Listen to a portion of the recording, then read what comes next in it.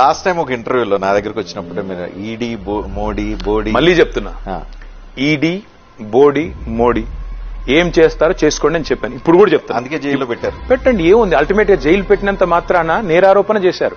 నేరం రుజువు కాలేదు కదా రజని. అల్టిమేట్ గా ఇవాళ మీకు పవర్ ఉంది, ఇష్టం వచ్చినట్టు చెలరేగిపోతున్నారు. ఎవరిని పడితే వాళ్ళకి జైల్లో పెడతానికి మీరు ఆడిచ్చినట్టు ఆడే హంటింగ్ డాగ్స్, వేట కుక్కలు మీ దగ్గర ఉన్నాయి కాబట్టి ఆడుతున్నారు. అధికారం ఎవరి చేతిలో శాశ్వతంగా ఉండదు. మేము కూడా ఇదే స్థాయిలో ఒకవేళ 2014 అధికారంలోకి వచ్చిన తర్వాత ఫోన్లు ట్యాపింగ్లు అని పెట్టింటే శంకర్రావు గారు, వివేక్ గారు చెప్పిన వాటి ఆధారంగా మేము కూడా చేసి ఉండాలి.